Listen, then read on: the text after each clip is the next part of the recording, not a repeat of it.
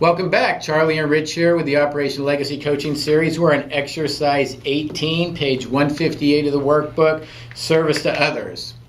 We really want to stress that as people are going through transition, there's periods when they might be having some time of study, some time of reflection. You might be job hunting, and one of the worst things to do is to be sitting idle and not being occupied in something where you're providing service to others. One of the keys to a really successful and healthy life is giving back and providing service to others. This is really important when veterans are transitioning from the structured military culture to the self-managed civilian culture. You know, one of the things, thank you, Rich, one of the things also about service to others is that it makes you feel good inside. And you don't have to spend a lot of time.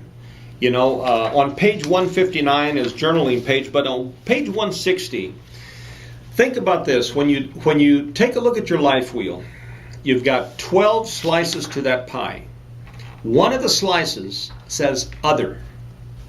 And the reason it says other is because if we have not, as authors, identified areas in your life that are not on your life wheel, that's where the other slice would be.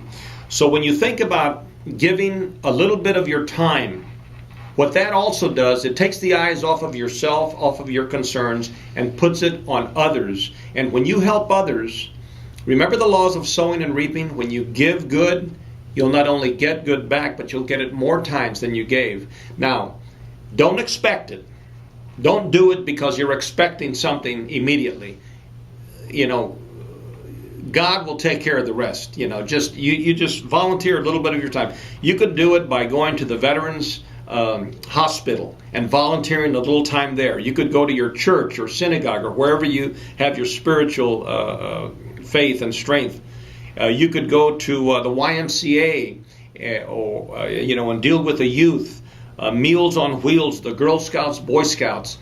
As a matter of fact, I think, Rich, not only do I work with homeless in the area in which I live, but didn't you just recently We had a group in downtown Los Angeles on Saturday, and we went out into the community. It was called Adopt a Block.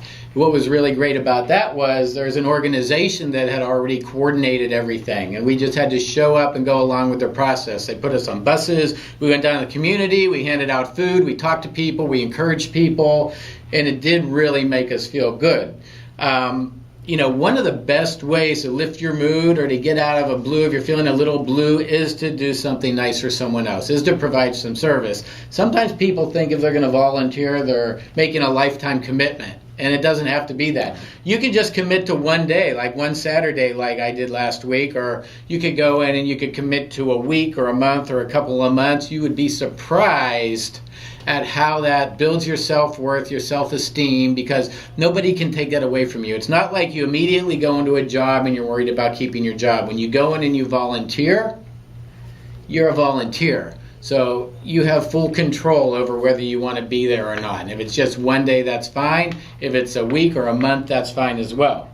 The other thing is that there's many, many hidden benefits to volunteering. And like Charlie said, you do it with an open heart, with a good intention, not expecting anything back. But you will meet other people there. And those other people have a sphere of influence. Those other people have jobs and businesses. And they're there for the same reason, because they want to help. When good people get together, doing things to help other people, you can build some of the best friendships and relationships that can last a lifetime, and they can become part of your network and part of your mentoring circle.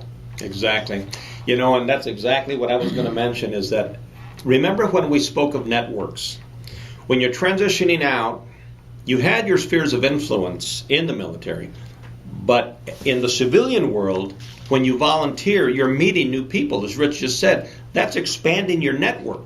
And there are many people that volunteer because that's one of their core values from a variety of industries.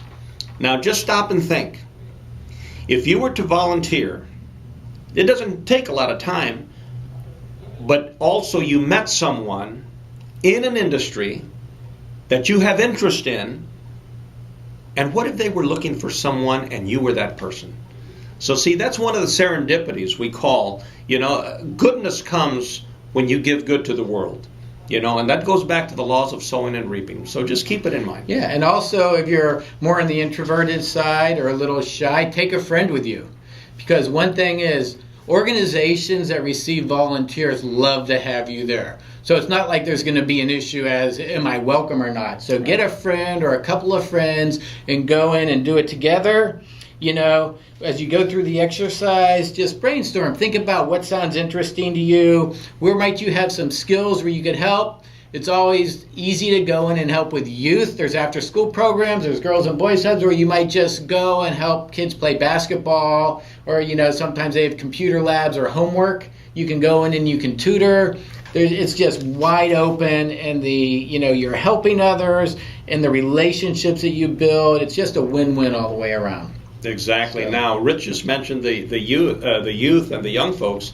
At the other end of the spectrum, there are senior citizens' homes, and unfortunately, based on statistics, a lot of family members don't go see their mothers, their fathers, their grandmothers and grandfathers in the senior homes. So maybe that's something that would fill your spirit and fill your heart. Right. So for the takeaway, that this is good for you, it's good for the people you're helping. Charlie and I are going to challenge you to make a commitment right now, a personal commitment for one day of volunteering in the next couple of weeks. Exactly. And do it locally, do it in your neighborhood, take some friends, and just see if it's not much more than you thought.